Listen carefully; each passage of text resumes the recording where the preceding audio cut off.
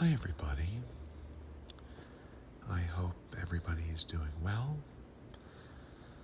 I've been hinting over my last couple videos that I have some slightly different content in the works.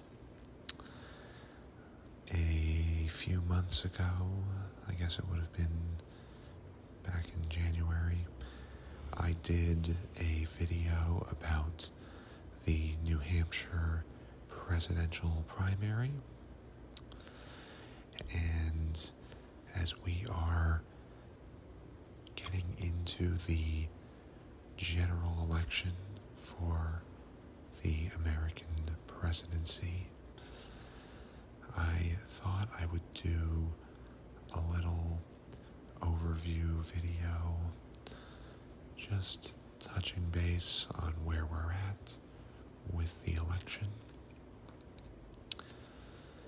I know that ASMR videos are supposed to be relaxing, and for some people, politics is anything but relaxing. But I am going to try, as I did with my other video, to keep this very objective. I'm not going to give any of my own opinions on the candidates or on the issues. I'm just going to try to keep this very straightforward, keep it to the facts, and give everyone, like I said, just a quick overview of where we're at as we look ahead about 4.5 months at this point to the general election in early November 5th. We have our presumptive nominees of the two major parties. The Republicans are set to nominate former President Donald Trump. Their nominating convention is going to be in Milwaukee from July 15th to July 18th. So, Wisconsin is one of the battleground states, one of the states that is likely to play a key role in deciding this election.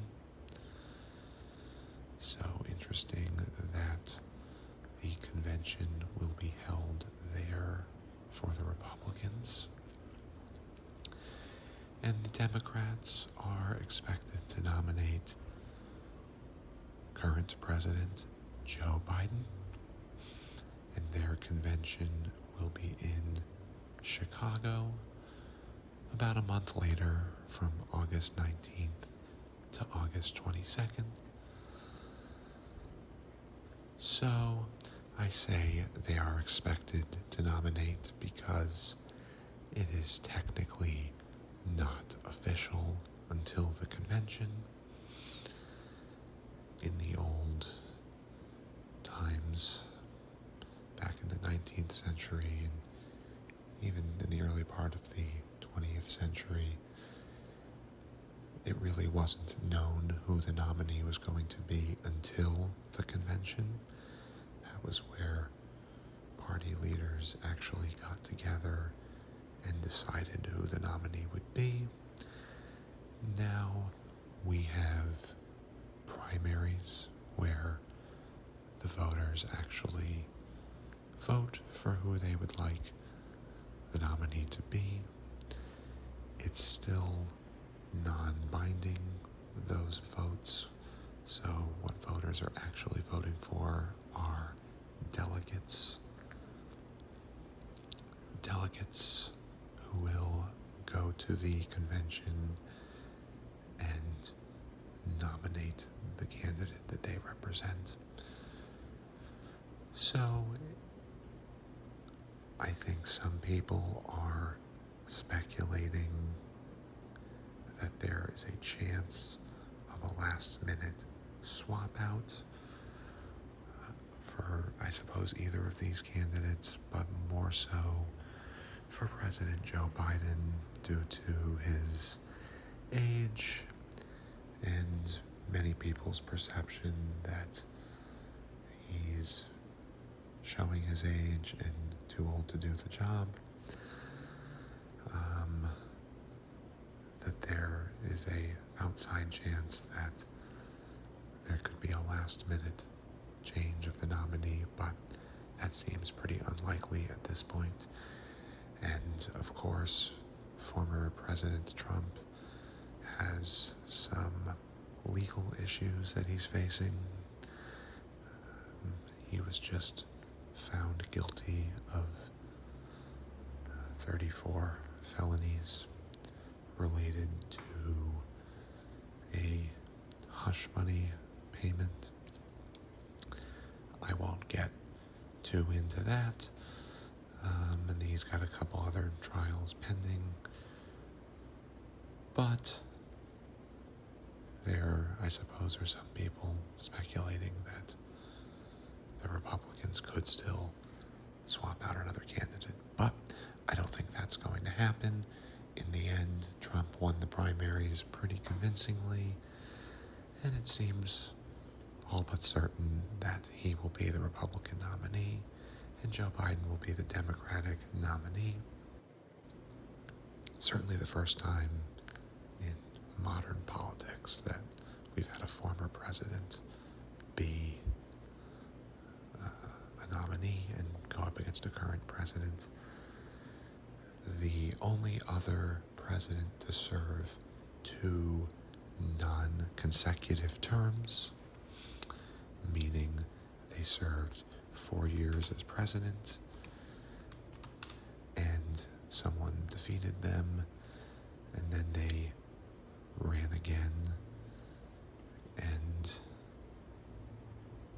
became president again, was Grover Cleveland. At some point, maybe I'll have to do a deep dive on Grover Cleveland, since there is a possibility Trump will do what only he has done and serve 2 non-consecutive terms. But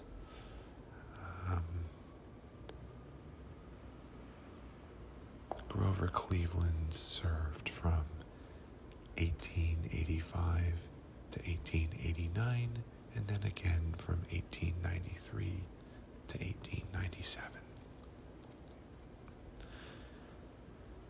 So, yeah, let's take a look at this election. We've got the first debate coming up next week, June 27th, I believe. The polls are very close. There are a few states that are in play, so for anyone who is maybe not from the United States or not fully familiar with how the presidential election works, there are electoral votes assigned to each state that correspond with how many representatives each state has in Congress. And the popular vote of each state, whoever wins the popular vote in each state is awarded the electors who go to the Electoral College and support their candidate there, and whoever ends up with the most electoral votes ends up as president. So there are scenarios in which someone can lose the popular vote and still become president. That is how Donald Trump won in 2016. Hillary Clinton ended up with more total votes throughout the country, but since Donald Trump won those key states with more electoral votes, he ended up winning the election. So that is how we end up with a few states that ultimately decide the election.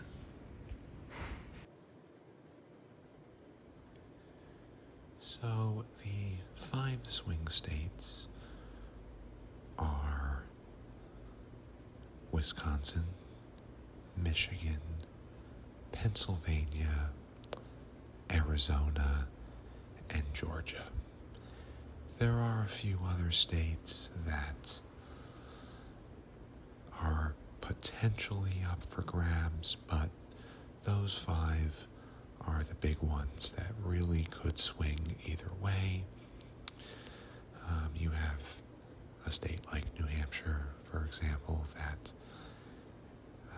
leans Democrat, but not quite as strongly as other states. And you have states like Florida and Ohio that have a pretty strong lean to Republican, but, in the right scenario could potentially flip the other way. But the 5 I just mentioned are really the ones to watch.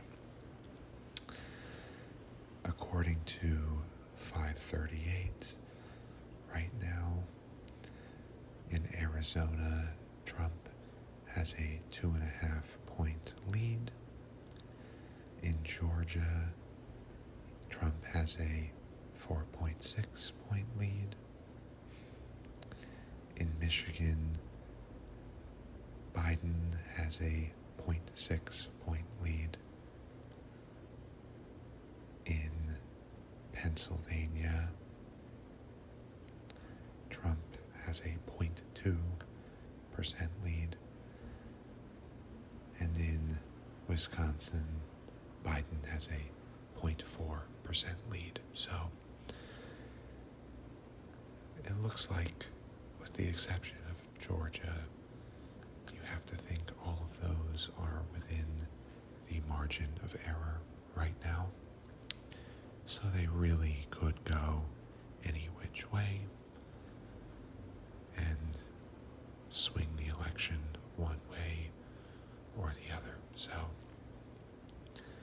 it will be interesting to see what happens over the next 4.5 months that might swing this one way or the other. Of course, issues like the economy and immigration, abortion, and the wars in Gaza and Ukraine will undoubtedly have an impact on the way voters decide to cast their ballots, and also the level at which voters will turn out. There's also the third-party candidate factor. I didn't really get into the third-party candidates too much because none of them have made that big of a splash, really not big enough to qualify for the upcoming debate. But the most notable one is Robert F. Kennedy Jr., who has made some noise and will likely siphon off some support from both of the major party candidates.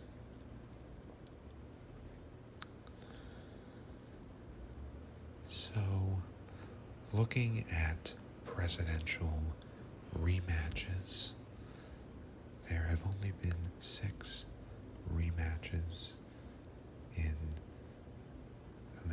history.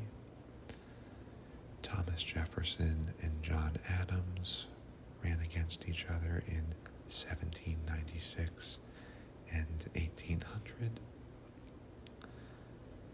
John Quincy Adams and Andrew Jackson ran against each other in 1824 and 1828.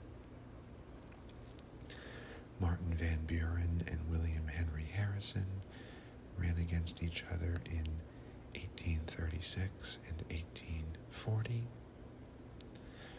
Grover Cleveland and Benjamin Harrison ran against each other in 1888 and 1892.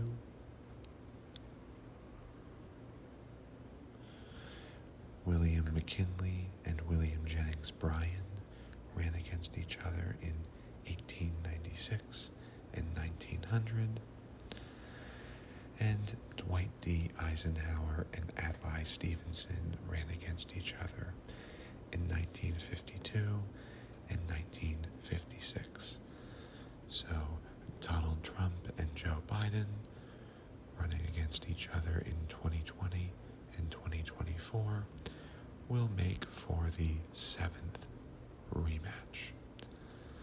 And only the second time that a former president has run against a current president.